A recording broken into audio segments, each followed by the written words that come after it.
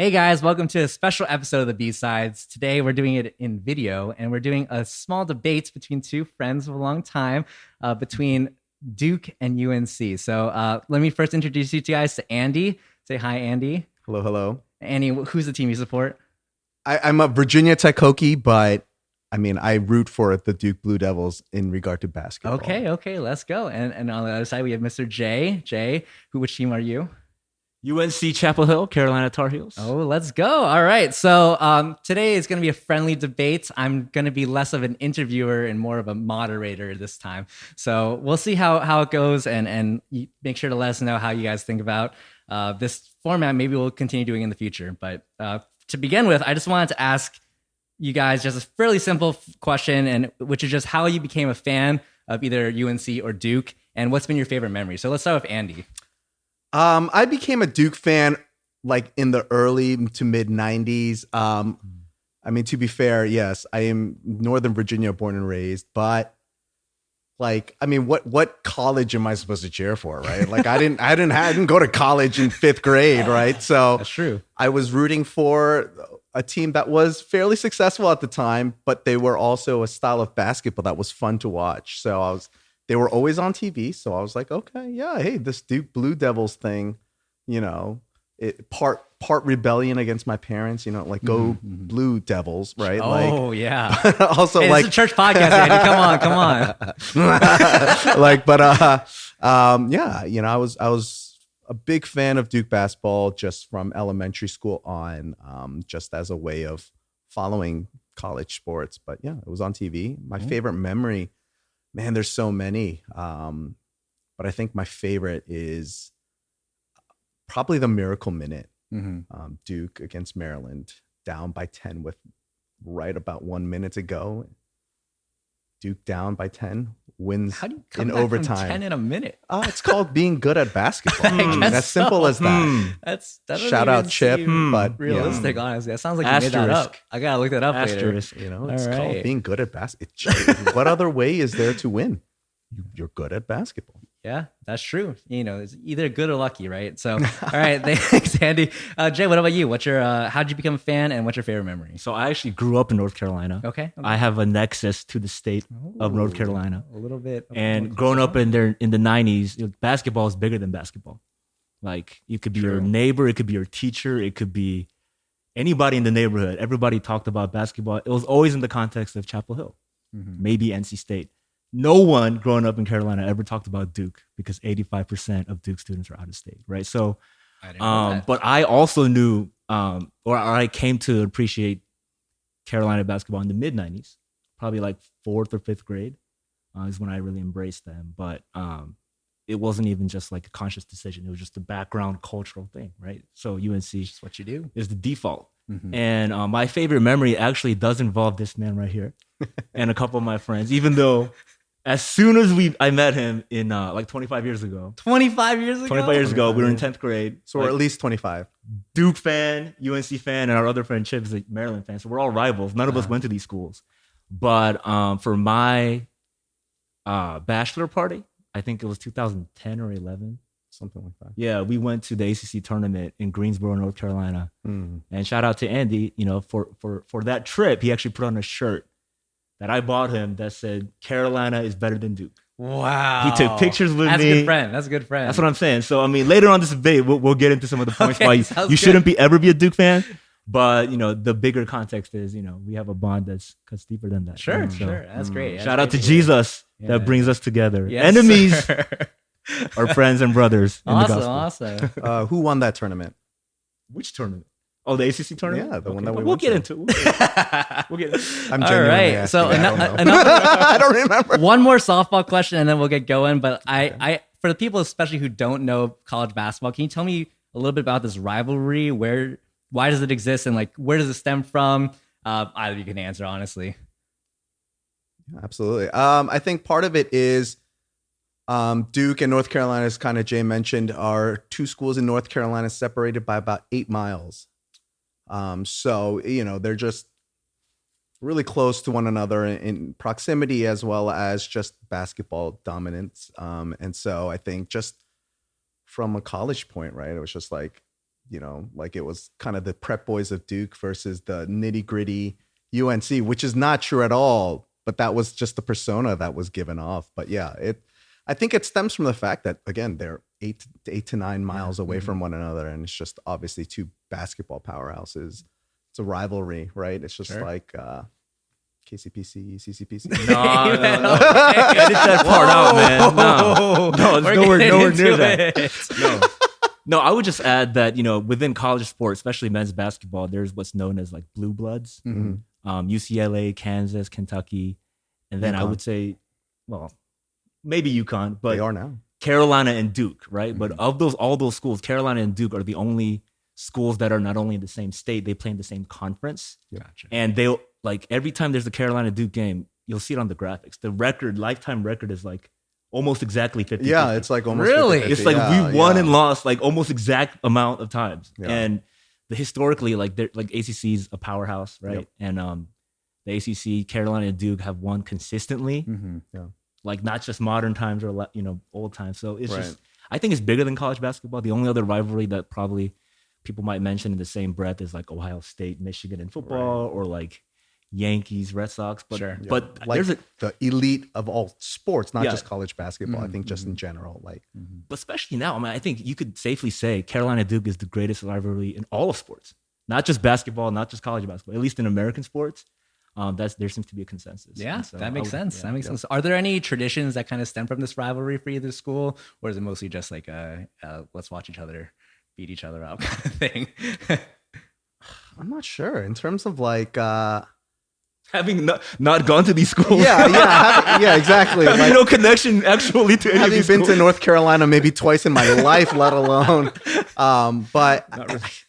I don't necessarily believe that there's anything other than kind of this, academic competition as well as sports, right? It's not just basketball in terms of like how UNC looks at Duke and vice versa, but I guess to relate it, it's Virginia Tech versus Virginia, right? Like it's in the same realm. It's not close, but like in the same realm, especially because Virginia Tech dominates UVA so much. So there's that's one versus thing. Like kind of what Jay was saying. I think not even just at like within the past like 3-4 years, it wasn't just that the records were the same. I think literally the points scored was like within like a couple points. Yeah. Like 3-4 points or something like that. I remember seeing a stat where it was just like they had like 15,300 and something versus 15,300 and something. Like it was like that level of like competitiveness. Sure. Yeah. So that kind of ruins my second question, which is about historical success. Right. Because I guess they've both won the same amount. So going into this question then, based on historical success for both these schools, which has the better longevity, which has the better peaks, or do they have both for your school? Let's start with Jay this time, actually. Yeah. So no doubt for folks who are listening to this podcast who are only casual fans of basketball, let's say you were born in the 2000s. Sure. Duke for the last 10 years actually is a very likable program. Likable players, easier to root for. And that gets into deeper issues that hopefully we can talk into about. Sure. White players versus black players, one and done players versus like players who actually stay at school. But Duke has been extremely successful since the 90s. I would say like early 90s to now. I think only UConn has won more championships in that time. Wow. Duke has won all 5 of their championships since the 90s. Yeah, and UConn's won 6. But if you look at sustained success, like UNC has won 6 championships, dating from the 50s to the 80s to the 90s to almost every, right? Sure. So modern basketball and classic basketball, we have both. And yeah, I think that record speaks for itself. Like UNC is tied right now with UConn for the most championships ever. Duke is tied with like Indiana with 5. UNC has 1 more. And then there's Kentucky and UCLA, but I think one of the few points that we'll probably agree is that those UCLA and Kentucky championships, they occurred like in the 50s and 60s and 70s when college basketball really wasn't. Right. Much less teams, much less competition, and a lot of shady things going on in terms of how to get players. Sure, makes sense. To stay at school and go to school and forgo the NBA. So. Okay. Andy, do you agree? Kind of. I think kind of what Jay was implying was yeah, UNC I think has the past, right? Before, you know, the 90s, UNC was the premier, right? I think it went UCLA and then it went to like UNC during that period. And then I think HOT said it best. Duke is the future. We are the future, right? Like, HOT never said Duke is the future. HOT is a boy We band. need to fact check this. Can someone go fact check this? But I think UNC, you know, we were talking about how the records are kind of similar, like almost even. You know, UNC had Duke in the beginning, but I think Duke is the present and the future in terms of, you know, Duke is cool now, I think. Debatable. Debatable. But you know, Duke has been a premier program for the past 30 years since Coach K has been there. Sure. Versus, yes, UNC had Dean Smith and Guthridge, and then I Much think more than that. there was that. Who was the Notre Dame coach after that? Like Matt Davis, something. Matt Doherty. He was not good. Yeah, exactly. Okay. Versus like, you know, Coach K has sustained for the past 30 years, and then John Shire taking over has picked up and, you know, like hasn't lost a step. Right? So UNC last won a championship in 2017. Duke last won a championship in 2015. So talking about Duke being the team of the future and present. But overall, right? Like we could just talk, right? Like even last year, UNC was the number one team in preseason. Did they make the NCAA tournament? I would just say this: Coach K has done a remarkable job. Sure. Right, but I mean, are we moving on to the next question, or is it naturally flowing? Because Keep going. This is one of my points. Is that I think whether you look at corporate boards and CEOs, whether you look at pastors at churches, whether you look at political leaders, any kind of leadership, even more so than players, the number one like quality of a great coach is you should be a leader, right? Mm-hmm. And I think one of the most defining characteristics of leadership is, are you able to replicate leadership and empower others? Sure. Or is it more of a personality-centered, personality cult kind of thing where the success is so closely tied to you that outside of you, there's no identifiable level of success? And to Coach K's credit, he won 5 championships. You did. And he built up a program. He took over Team USA. He made the smart decision to shift into like actually recruiting one and done players, which changed the nature and likability of his program. But having said that, if you look at his coaching tree or even how his players have fared in the NBA, like there's objective facts. Like UNC has multiple coaches in the Hall of Fame, not just the college Hall of Fame. Right. Naismith Hall of Fame for basketball in general. There's 3 coaches from UNC made it there, 4 players and 1 general manager. Right. And if you look at the Lakers, if you look at broadcasters, if you look at coaches, assistant coaches, players in college and NBA, that's not me or Andy debating. That's like people who've done this for a living have enshrined them. If you look on the Duke side, only 1 coach has ever made it to the Basketball Hall of Fame. That's Grant Hill. And only 2 coaches, Coach K and Lefty Driesell, which was from the 1950s. And the NBA recently released a list of top 75 players in history. 4 UNC players were on that list. 0 Duke players were on that list. Wow. So I'm just saying, like, if you look at, and again, general manager, coaching, assistant coaching, players. If you look in the past 10 years, I mean, Kyrie Irving, Jason Tatum, like you can't, or Zion Williamson, like Duke is like not only awesome, but they're likable. Sure. But if you look, I mean, we got to be fair with the 20 years before that, which I like to get into, which is why Duke is so unlikable.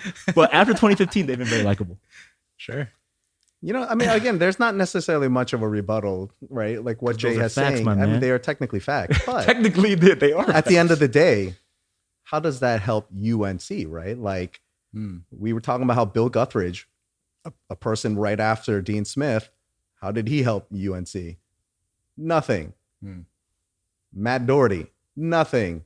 Roy Williams, hey, congratulations. You got 2 championships after, I don't know, creating fake classes at 3 UNC. championships. But essentially what I'm trying to say is, okay, all those things, all that tells me is that everyone had to leave UNC to be good. Sure.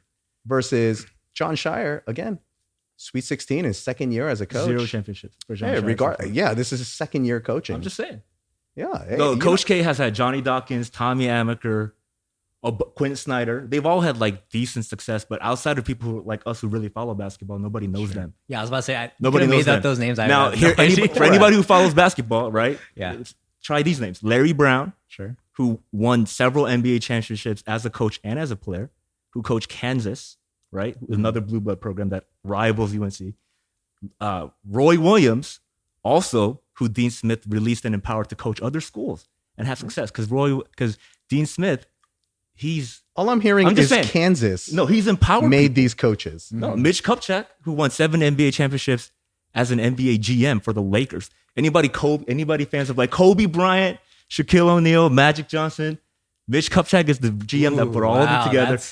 Which GMs did Duke produce? Danny Ferry, one of the most unlikable players from the Duke family, who also had to resign from the Atlanta Hawks because of allegations of racism. So it just does not compare Dean Smith as his leader. If you look at churches, who that have produced success, or companies, or any leaders, right? Great leaders are able to empower their disciples, and they free them to go work for other corporations, other rival churches, right? Because they care about leadership and reproducing that heritage. Coach K, he's been really good at making a name for himself, right? And he's used that, leverage that to improve his program. But all of his like Steve Wojciechowski, he didn't hand it off to Wojo, right? Coach K stayed there, I think, too long. And Sean Shire may end up being a great coach. Coach K made it to the final for his final season. No, I'm just saying, like you can hand off the baton and empower your assistant coaches who've been working with you for like 20 years. Anyway, Dean Smith did a good job of doing that. And that's why you have the Carolina tree and family, and you have widespread success that's been recognized by the Hall of Fame. Whereas Coach K is just Coach K and another coach who came way before Coach K, and then Grant Hill. So actually, this was actually my next question. So it's interesting you guys brought this up. But just to frame what we're talking about right now, who was the more impactful coach in your guys' opinion, Coach K or Coach Dean Smith? And I guess for the audience, these would be probably the most well-known coaches for both your schools. Is that right? So you guys have talked a lot about it so far. But just to answer that question, what would you guys think? Andy, do you have an answer? I would say definitely Coach K, in the sense of, to be fair, I would give Dean Smith literally learned from the creator of basketball, right? Like, I think Dean Smith is from Kansas. I think he learned under James Naismith, literally the creator of basketball. Hey, wow. Congratulations. You sustained playing basketball on buckets. But what I think Coach K has done is, in every era, he coached from the 80s, 90s, 2000, 2010, and has sustained excellence in every phase of basketball, adapting to anything that has come, whether it is from the era of Johnny Dawkins, the era of Jason Williams, the era of JJ Redick, the era of Paolo Banchero. Duke's been able to, impact the game of basketball in a way that is more modern, more current.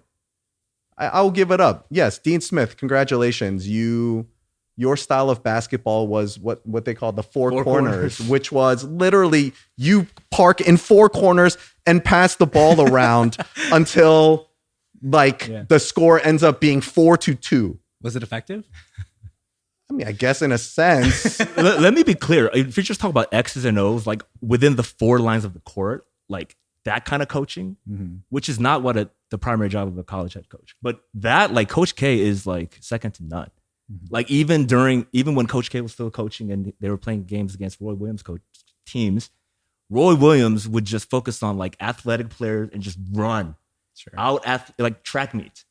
But spacing, like pacing, Coach K is a master at maximizing his players and roster's strengths, right? They've won championships with teams that had no business winning championships because they always played the right way. Sometimes that's a good thing. Sometimes that's a term that's loaded with other meanings, which we'll get into. But in terms of what you see on the court, no, I mean, Coach K's definitely had a greater impact, right? He's a better, and Coach Team USA, managing all those egos of professional NBA players. So I respect Coach K a lot. Don't get me wrong, right? But that's not what people think of when you whether it's Pee Wee League or professional league. When you say the word coach, it's more than just X's and O's, right? But I wish UNC's players were coached like Duke players when Coach K was there, because Coach K maximized talent, spacing, 3-point shooting, running plays instead of just running up and down the court. And UNC could have won so many more games and more championships if they actually took it to a higher level of basketball. But it was too often just outrun people, outjump people, which was effective. Sure. But it wasn't maximum, like what Coach K has been able to do. Gotcha. So talking about Coach Dean Smith, then, what are his accolades and how would he compare in your opinion? So Coach Dean Smith is well known. Like North Carolina is a southern state, right? And we all know the history of this country, and the complicated history with race relations. And there was a time when certain laws were passed in the 60s, like the Civil Rights Act and the Voting Rights Act, that legally should have led to more level playing field and opportunities for players. But it wasn't really until influential coaches stood up and like began recruiting and platforming like players of color. And Dean Smith was one of the first ones who did that. And that just goes to what kind of, not only is he a great coach, he's a great, like he actually cares about his players and his coaches and his team staff. And so, that's like a documented fact as well. So I would say that's number one. And that's also a reason why I had a really hard time rooting for Duke or even enjoying sports where Duke was there, because I actually went to school, not in North Carolina, but I went to Georgetown University, which anybody who follows college basketball in the 80s, when modern basketball was taking prominence in the NBA, it was Lakers and Celtics, right? Lakers were exclusively, if not predominantly, an African-American team on the West Coast. Celtics were a lot of white players, and Boston is known to this day to be a lot of NBA players still say the fans in Boston are racist. Too. But it was a black-white thing, right? And that was before the Jordan of the 90s. But in the 80s, Georgetown was like the icon of like the first African-American coach, a lot of African-American players. And Coach K started kind of, I don't know, intentionally or knowingly or toleratingly, for some reason, started recruiting, kind of going against that way. And a lot of his players, if you look at their rosters from the 80s to the 90s, 2000 until 2015, when he switched over to one and dones, and I'll get into this later. Like Duke is a great university. They have a children's hospital. I know several players from Duke. Kids who actually went to Duke. If my son got into Duke, I would happily send him. Sure. And the founder of Duke donated money to a lot of African-American communities that gave rise to, what's known as the Black Wall Street in Durham. So I'm not saying like what I'm about to say now is facts, right? In terms of like racial insensitivities, but the optics just wasn't great. You had a team emerge in the 80s that was like disproportionately white, and it stayed that way for like several decades, consistently beating teams that minority communities rallied around as an escape from the racial disparities they saw in real life. Sports is supposed to be an escape, but they started beating Georgetown. They started beating UNLV with Larry Johnson. They beat Michigan Fab Five, right? And so it just didn't leave a good taste in the mouth when it's like Duke is already a privileged institution where 85% of the students is out of state. The tuition now is like $62,000, whereas UNC tuition is $9,000. And UNC is, is elitist too. Don't get me wrong. But just the optics, sports is what unites a lot of people in this country. Unfortunately, it's not churches. It's sports. People go to sports for that. But whenever I turned the game, it just wasn't an escape for me. It just reminded me, right, of some of those inequities, having grown up in communities where, whether it's DC or Fayetteville or Lumberton, like Vienna is the first city that I've lived in where it's like a white majority and Asians are the second. But every other city I've lived in before my life, except outside of Korea, it was either African-American majority or Native American majority. And there was like 3% Asians, and the whites were the minority, right? So just from that background, when I turned on sports, it just seemed curious. Like, at least in basketball, professional level, collegiate level, you see a certain mix of players on the court. Like, never any Asian people, but a lot of black players and some white players. But whenever you saw Duke, it was just like, what's there a lot of white kids on that team? And they're so proud of their image, and they leaned into it, right? And it's not my words. I got quotes here from black professors who work at Duke who didn't like the Duke basketball team until they uncovered some history and found out what the facts were about Duke's admirable history. But the optics wasn't great. Sure. Yeah. It just was hard to root for Duke. You really had to go out of your way to root for Duke until 2015. And do you agree? That was a lot of I could imagine how Jay was thinking that in the 80s when he was 4. Yeah, I said I didn't become a fan until the mid 90s. And you remember what the Duke teams were like, right? Danny Ferry, Shane Christian Battier. Lane. That I said mid 90s. Shane Battier and those teams when they played against UConn in the late 90s. Grant Hill. All right. Elton Brand. Again, late 90s. That was the one team from the pre 2015 era that I actually Johnny liked. Dawkins. I actually rooted for Duke when they played against UConn because it was Trajan Langdon, William Avery, Elton Brand, right? Corey Maggette. Yeah, and again, that was an anomaly, right? But then honestly, like it's just like the first thought I always had. I think it was that their star players happened to be white, but I don't think that that's necessarily a fair assessment to say simply that Duke was full of white dudes. Before 2013, more than half of the players on the Duke rosters were white. Whereas collegiate basketball D1 level, that's not proportionate to the level. I mean, I'm not saying people. So are you implying that it was a racial thing that Coach K? No, it's not. It's just that I don't think Coach K intentionally went out of his way to do that. But at some point, people started associating them with that. And that happened early.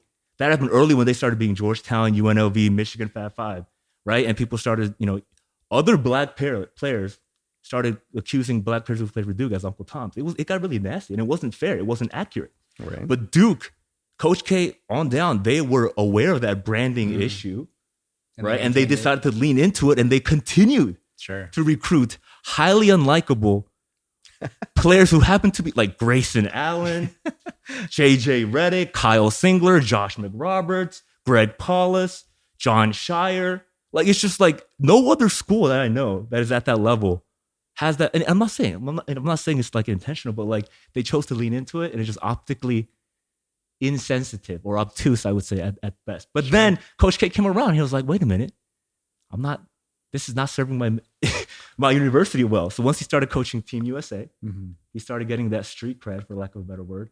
And in 2015, he was like, forget this facade of student athlete, right? NCAA as a whole, Division I sports is not student athlete. It's athletes making free money, free labor, making a lot of money for universities. And Coach K said, forget it. I'm going to outcompete John Calipari at his game. And he started recruiting just the best players available, looking at just talent alone, not looking at whether they're going to actually stay in school. And that's when his teams coincidentally ended up being more representation of the actual basketball playing population who play at a high level. And all of those players left for the NBA after their first year. But they're also like highly likable, highly skilled, one of the best ever players. And they are the future. Kyrie Irving, Jason Tatum, Brandon Ingram, Zion Williamson. Even their like middle of the pack road players from that generation, like Tyus Jones. He's a solid player. Like, I like almost every Duke, like even the bust, like Jahlil Okafor, Wendell Carter. All those players probably should have gone to other schools because their draft stock decreased because they played with other five-star recruits. Whereas if you look at Kentucky, like almost all the players that were highly recruited, kind of thing, they did really well in the NBA. That is not true at all. So Coach K has not done.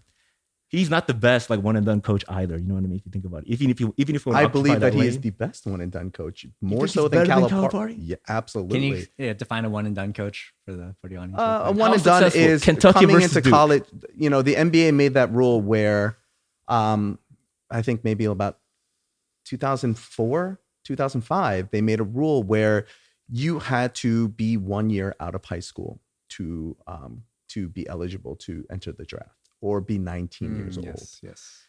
And so what a lot of players before then, right? Like 2004, I think Dwight Howard, Sebastian Telfair were like guys that came straight out of high school.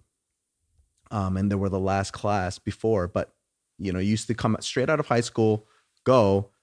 What that NBA rule basically allowed was for these high school kids, they have to go out of high school, right? Like 1 year out of high school. So they would go to college for 1 year and then go to the NBA, right? And so like that became known as the one and done. And era. before that, you had a lot of even like the best players in basketball, like Jason Williams, Elton Brand, all these like Duke players that do well in the NBA. They actually stayed in college for multiple years, right? At least half of it, like at least 2 years.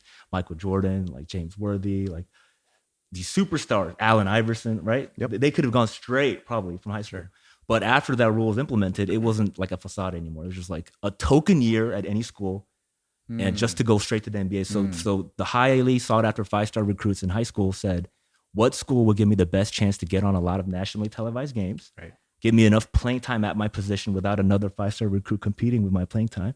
And then what will allow me to like make a difference for my family, making generational wealth, playing basketball professionally. And Kentucky really like was the pioneer with John Calipari, which he's a sketch character, right? Right? He's nowhere near the Dean Smith or, Coach K level of anyway. But one thing he did well, if you look at who's the best coach that played that game, that leveraged that rule for the benefit of the university and their players, Coach K is very high up there. But if you look at Kentucky alumni in the NBA right now and Duke alumni in the NBA, I mean, objectively speaking, Kentucky has not only more players, but better players who have succeeded. Whereas Duke, half their players have hit, but a lot of their players have kind of washed out. And it started in college because everybody went to Duke. Right. And they couldn't get enough playing time, and they were competing with other 5-star recruits at their position. So Coach K did a marvelous job, but he wasn't even the best at that. Well, I would say in the sense of, yes, gathering NBA talent, Kentucky, absolutely. Like Jade mentioned, great talent in the NBA right now from Kentucky players. But in terms of leveraging that success in the college level, I think Coach K is the absolute best in that regard. How many championships has Duke won since that rule? One. And Kentucky's won one too. Absolutely. With far more better NBA talent, as you were saying. I don't know about So that. in that sense, I think At Coach the K college has been level, more they weren't. consistent. You can look at Coach Calipari even the past 5 years, right? Which is why he That's true. basically got fired from Kentucky, he did. right? Like he hasn't made it past the first weekend, Yeah. right? Versus Coach K has had a sustained level of excellence in terms of, even with these one and dones, changing where you have to get this talent, like in college basketball now. Coach K has been able to turn a program, for better or for worse, where he heavily relied on seniors and juniors, 4-year players. 4-year Who players would never play in the NBA or maybe be who will be Yeah. bench players in Yeah. the NBA possibly, Mm-hmm. to recruiting players who are, yes, one and done, and still being able to have a long-term success adapting to what the rest of the college world was going through.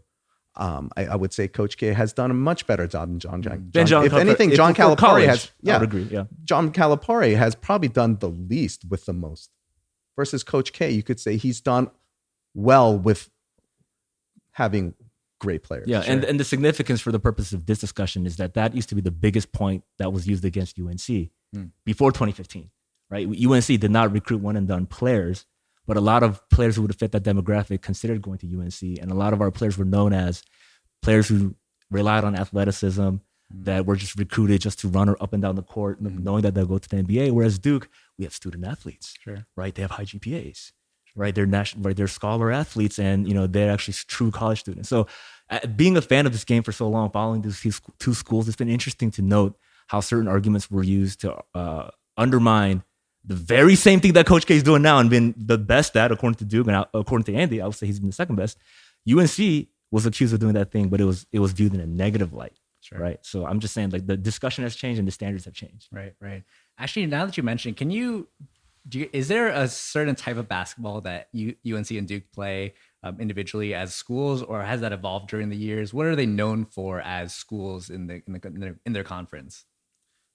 I mean, kind of like what we were talking about, how Dean Smith kind of sustained excellence through what we call the four corners.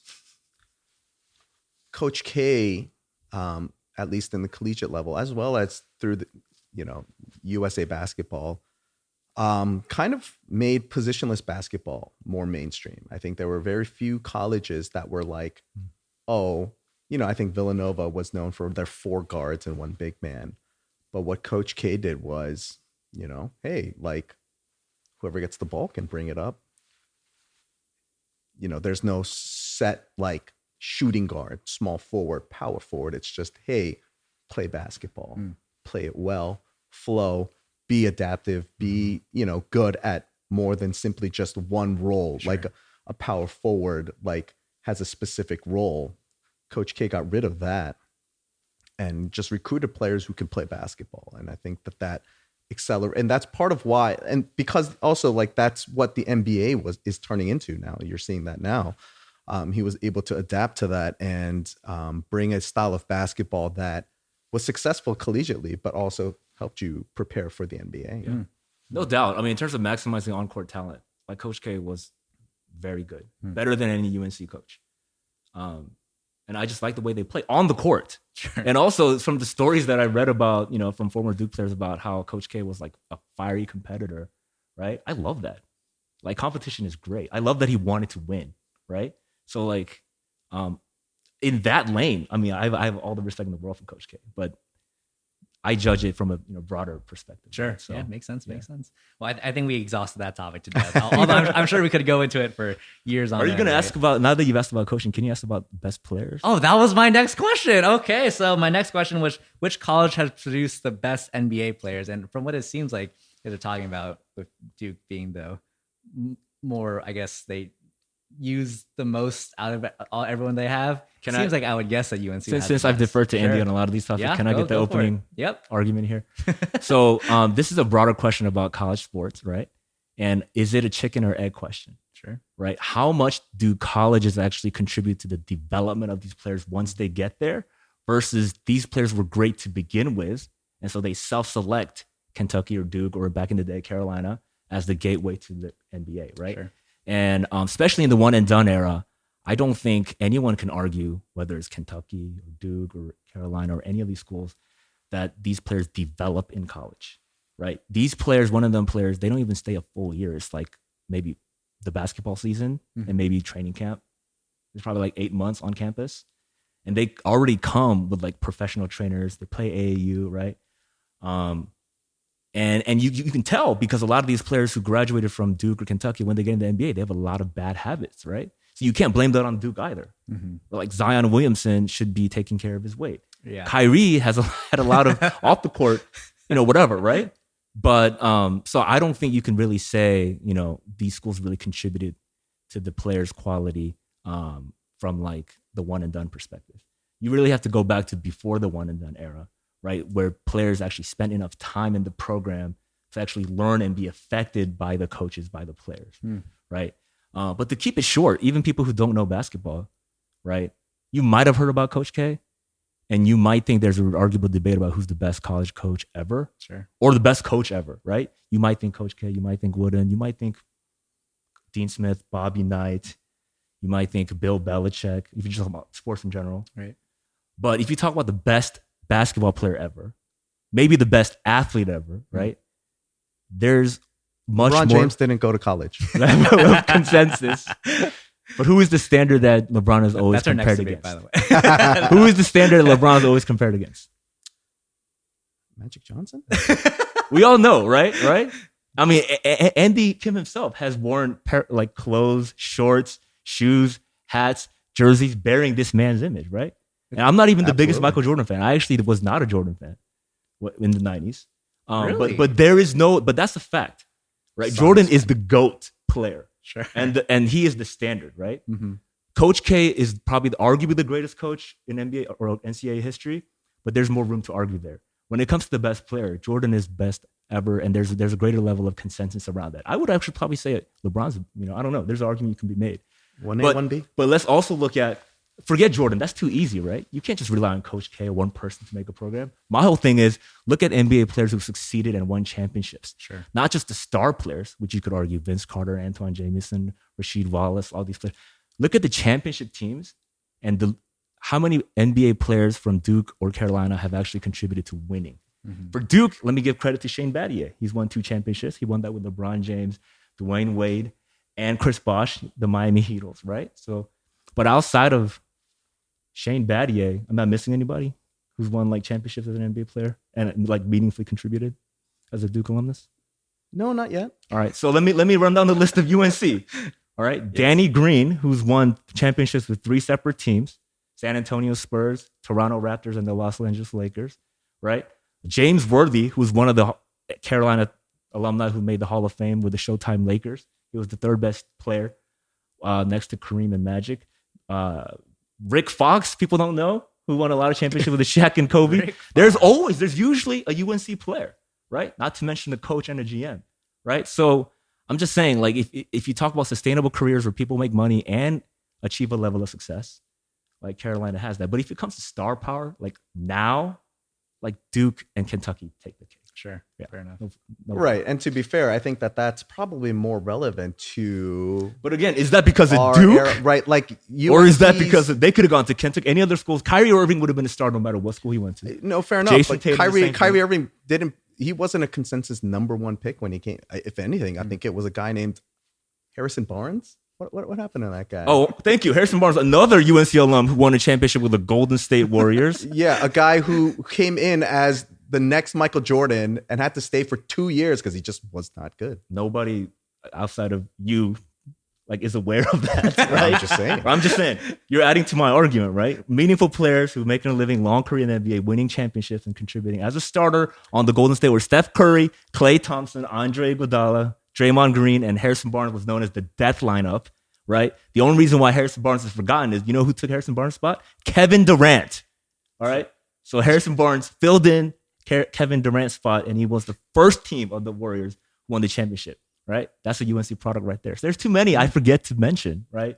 But Andy's helping me out. Again, if we're talking about, before we were born, sure. Absolutely. Harrison Michael Barnes? Jordan. 2000 Okay, your name is Harrison Barnes. Michael but Jordan then for was played every in the Harrison 90s. Barnes, there's, again, star players that will eventually. Jason Tatum is part of a contender. These guys are now parts of contenders. Zion Williamson, Ifs, Pelicans are a contender. ands, Conditionals. I'm talking about historical facts, right? What's in the record now that No, fair enough. everybody I will give who you that. watches basketball has recognized. But also then even for someone like Michael Jordan, who has been, like you were mentioning, I wear I don't Team like Jordan. Jordan. I don't like Jordan. Don't get me wrong. right? I don't like him as a person. No, regardless, right? Even Michael Jordan as a owner of a sports brand. Now we're talking about How many? owners. I'm just saying, how many Duke players are on Team Jordan versus not? Probably a lot. Right? Yeah. Exactly. In terms of talent wise, we are now seeing in this new era. Once again, post 2015 is a totally different discussion. Sure. Those Kyrie Irving, Jason Tatum, Zion Williamson 2010 could have gone straight from high school and they would be exactly where they are now. I would say Players like Jahlil Okafor, Wendell Carter, Marvin Bagley probably would have done better if they hadn't gone to Duke, right? The only players that post they went and averaged 20. Let me finish. Post 2015 era, the only player that I can think of that actually benefited from staying at Duke and Duke actually had a meaningful impact on his game, who's like Tyus Jones. I love Tyus Jones. Floor general. One and done. But I know, but he actually played at Duke, and I don't know. I think he benefited from playing at Duke. He wasn't very well known before. He wasn't the top of his class or even on that roster. He was the top point guard prospect. But he wasn't the most famous player on that roster. Oh, fair enough. Yeah, Exactly. because you had to play with Jahlil Okafor. So playing with no competition at his position, playing with Jahlil Okafor and Justice Winslow, another washout. Tyus Jones benefited, but most of the players who took Coach K's allures and recruited, right, turned down other recruiting offers and went to Coach K's program only to face other competitors at the same position in the same draft class. Half of those people, I think, was disservice. But a lot of them have had success, but you can't really count on that as your argument because Duke didn't contribute to their success. Aside from being I on think national someone TV. like Mason Plumlee and Miles Plumlee are prime examples of players who came in. That was before very 2015. raw. Yeah, Mason Plumlee, Miles Plumlee, the other Plumlee. Marshall Plumlee. That supports my argument, what I was saying earlier about a disproportionate number of greatly skilled, respectable, good people. But again, who maximized their potential. I'm just saying, Caucasian players. Versus, again, you look at UNC, who Just has disproportionate. I think UNC has had plenty of 5 stars who have not panned out versus And Duke. I've conceded that point. Right. And UNC you're coaches just have saying from not the done- past 10 years. I could say for the past 20 years, they have not maximized. I completely agree. That's one of the biggest frustrations of being a UNC fan. But what we have not done is we have not recruited high-level players, 5 stars, NBA prospects at the same position, at the same class to compete with each other, telling them and their families that if you come to our school, you have the best chance to go to the NBA. Right? They absolutely do. Coach Calipari has done a better job of making that promise strictly transactional. That's where I You disagree. spend 1 year at Kentucky. Okay, let's do There's this. been so many players. Let's do this. Sure. The Kentucky NBA players right now versus Duke NBA players right now. Who would win? Look, absolutely. They are top heavy with the level of talent. Not Kentucky's top heavy. had. Not But top Kentucky heavy. has had 5-star players at every position and only one or Let's two go down the get list. Let's go down the list. Jamal Murray, Okay. De'Aaron Fox, Okay. Shea Gilgeous-Alexander, Anthony Davis, Carl Anthony Towns. There's your starting 5. Let's go to the bench. Tyler Hero, Malik Monk. How many other players are there? Who am I missing? At Kentucky, I mean, it's John Wall, Julius Randle, DeMarcus. John Wall, DeMarcus Cousins. Yeah, absolutely. Right? Julius Randle. But then was for every one of those, primary. there's Eric Bledsoe, there's Aaron and Eric Andrew. Bledsoe was playing the NBA for 10 years. He was terrible, though. He was He was terrible. he was ranked almost as high as John Wall. He was terrible. Yeah, regardless, like you talk about the Harrison twins, you talk about even right now Aaron Bradshaw. Yeah, but You can talk about that's Justin like- Edwards. but none of those, they weren't on the level. And then They were 5-star So I'm just players. saying that roster. I'm not even mentioning like John Wall or DeMarcus Cousins. They're out of the league. But current NBA players from Kentucky versus current NBA players from Duke, who would win? Duke. Really? Name your 8 rotation. Kyrie Irving, Zion Williamson, Jason Tatum. Who's okay? Bam Adebayo is going to guard Zion Williamson. Bam has the head lead over there. Kyrie is probably the most offensively talented player, but he's going to go against Shea, who's 6'7", Jamal Murray, NBA champion. De'Aaron Fox is also like 6'5", 6'7". Who's going to guard those guards? Who's gonna play Anyone. Again, defense? Duke has positionless basketball. Who? They can have their Jason Tatum can guard any of those guys. Zion Williamson can Anthony guard any of Davis, those Karl guys. Anthony Towns, Tyler Hero. Yeah, why Malik not? Monk.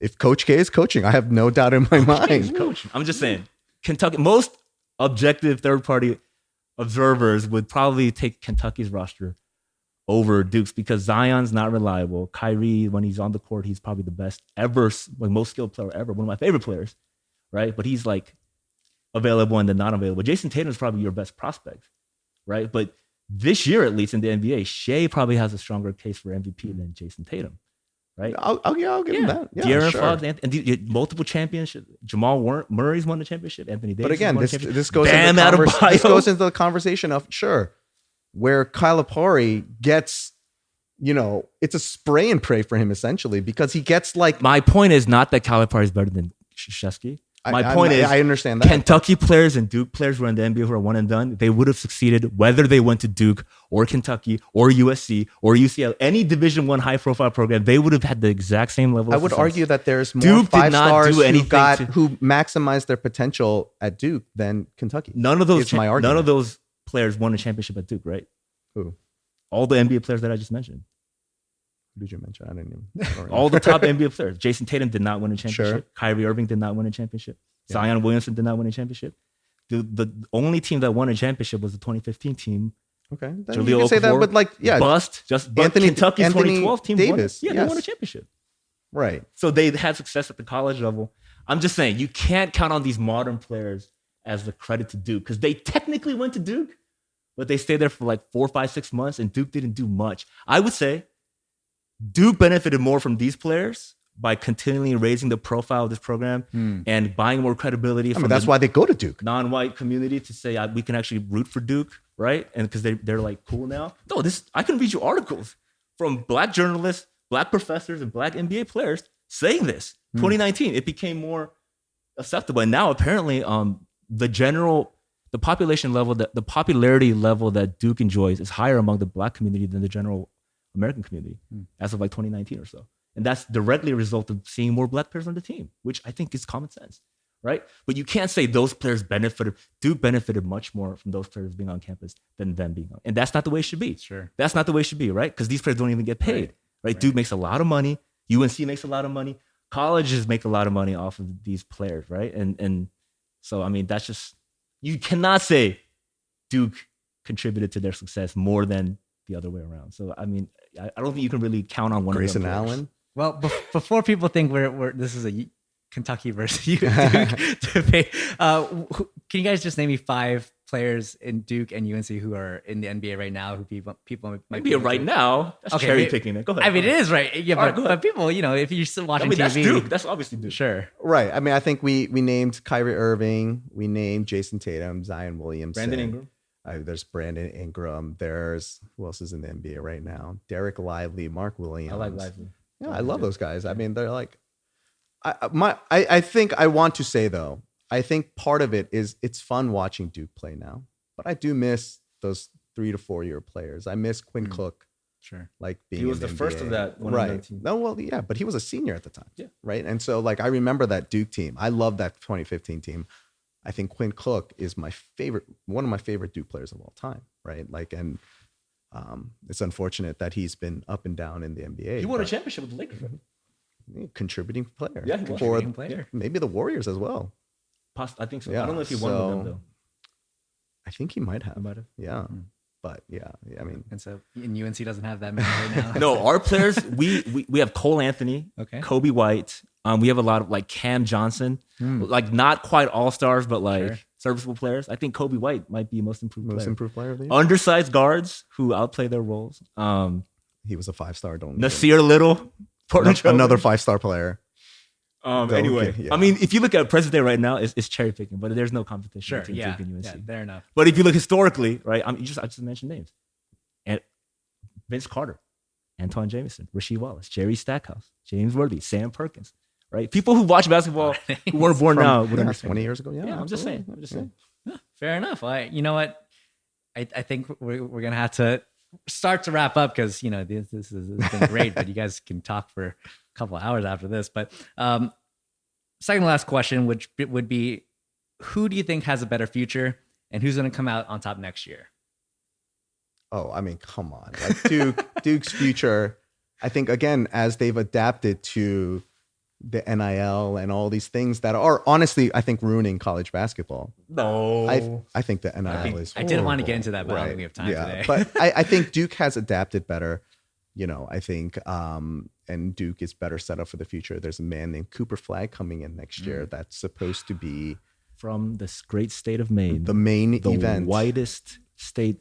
Oh, okay, in then the you can country. you can put in a guy named Kaman Maluach, Yeah, number who two. is a top 3 NBA prospect as well. I'm just saying. On top of, look, Let Duke me just be clear. gets Let really me just good be clear. players. Like I don't think like Duke is more whatever than any other school, right? Despite what I said, I'm just talking about optics, right? Sure. Why it's hard to root for Duke, right? Yeah. And why it's much easier to root for Duke now, right? But let me, if like my son got into Duke, I would probably send him there. If my daughter, right, and if I had like people who play basketball that I knew and they got recruited by a Duke program, I would send them, right? I'm just saying.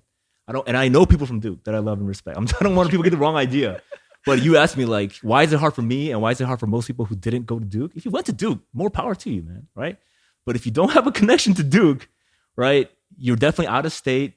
You paid a higher tuition and maybe you like the brand of basketball, but at least in the 90s and the 2000s and until the middle of last decade, it was unnatural, right? It was kind of ununderstandable. You really had to go out of your way to like root for Duke. Sure. Right. Sure. Most people right now that Duke has the edge. Yes. Okay, I know. Duke fair enough. has the edge going forward as well. I don't know about going forward, man. I don't know. You can't tell about the future. I don't know. That's true. Yeah. Anything can change. But yeah, anything So can far, change, UNC but is ahead by any objective measure. Yeah, More from championships, just more weighing rings. so heavily on the past. Yeah, No, it's- absolutely. 2017 is when we won our last championship. 2009, 2005. Those were all, we won 3 championships in the 2000s. Yeah, but also, How many championships I didn't has want to Duke won bring in this the up so 2000s? many times, but there was a man named Rashad McCants, a player from for UNC every who has Rashad claimed. McCants and every George Karl, which are the worst products out of UNC, there's a Danny Ferry, who I just talked about earlier, right? Danny Ferry, right? And there's the Dante Joneses, there's the Grayson Allen. So I don't want to pick on in any debate or argument. You don't want to pick the highest cherry picking Sure. or the worst. You got to look at the whole picture. You don't want to look at just this decade or decade. Look at the whole totality of circumstances. Yeah. Evaluate the evidence, and people will take away from it from what they take away from it. Right? You know, I mean, again, like, yes, Duke is heavily reliant on Coach K, but I think the impact of Coach K will go far beyond what Dean Smith had done in terms of, like, even his proteges, right? Larry Brown, you know, I remember, I think it was 2000 and what year was that? 2008, 2000. Larry Brown took a team to the Olympics. You know, we used to dominate, right? The dream team and 2008. That's Redeem Team. That's no, Coach K. oh yeah, 2004 then, when they lost to The bronze? Argentina Oh, or yeah. Greece, Yeah. or Puerto Rico, I forget. Yeah, Yeah. Larry Brown was coaching that team. Okay, that's Olympics. You know what? And then Larry Brown's in the Larry Brown, Hall one of the- Fame as a right. coach. And then guess You who talk they about had? one of Guess the- who they had to come and save the day? Let's A end man on a high named note. Mike Let me Krzyzewski. let me end on a high note. There's no doubt, despite the rivalry, right? Yeah. When I see like a non-ACC team play a Duke, even right, like in '99, I rooted for Duke against UConn because Duke and UNC makes for we're greater together than apart. Interesting. Yeah. Fair enough. You know what I mean? Yeah. Like that competition is real. Like UNC beat Duke Coach K's last 3 games, like in the tournament and ever, even though Duke had a much superior team because we're that petty, right? But that level of competition adds to the mythological lore, and I think it just underscores how much better the ACC is than any other conference. So no other conference, no other teams have that relationship. And so I'm confident in saying, I don't know who has brighter day forward, like in the future, but I think UNC Duke is going to be hard to top as a rivalry. Sure. And so I look forward to watching many more games. Yeah, I agree to a certain degree. I mean, I don't ever root for UNC, even if they're playing. Oh, can we ask one last question? Yeah, that's Andy Kim. You went to Virginia Tech, right? That's right. Go when Hokies. Tech plays against Duke, who do you root for?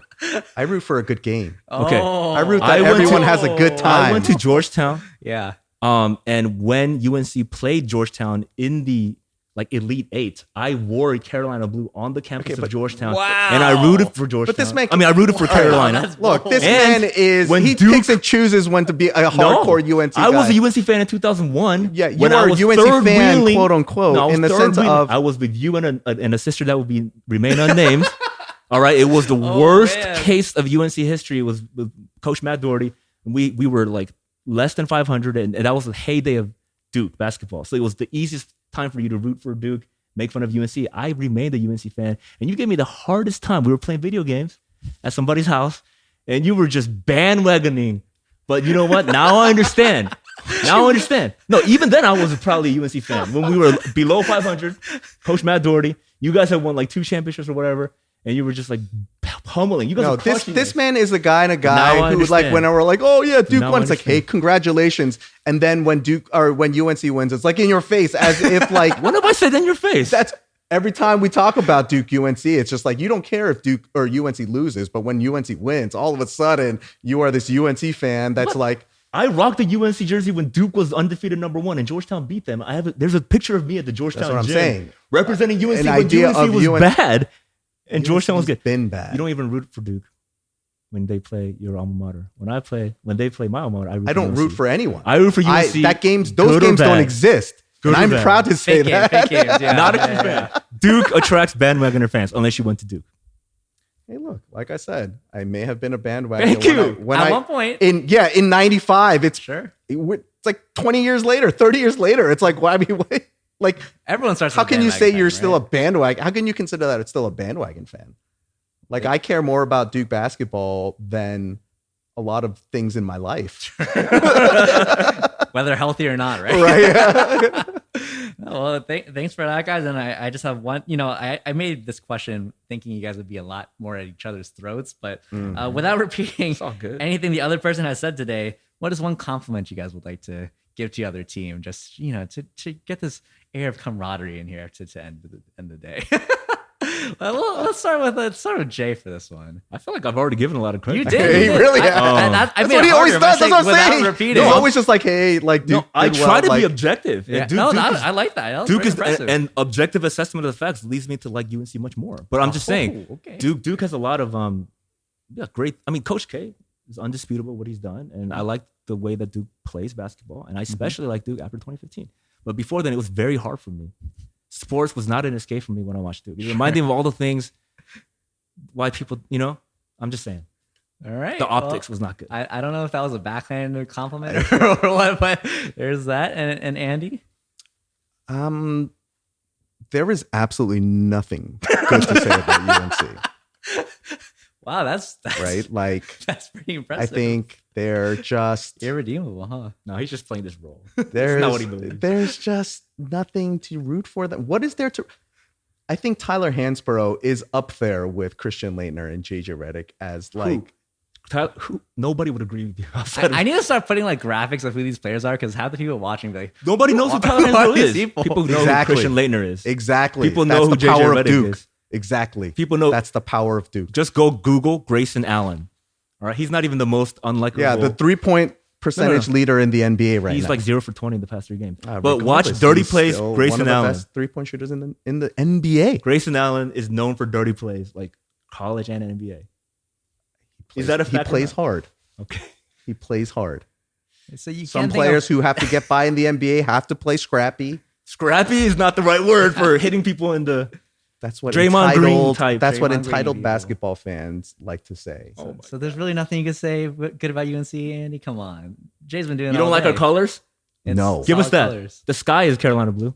It's Do you like God their painted the sky. mascots? Do you looks great where to their me. school is? Do you like their coaches? Their players? You know what? I mean, I'm glad that Michael Jordan exists. Oh, good. Okay. Wow. We got Um, somewhere.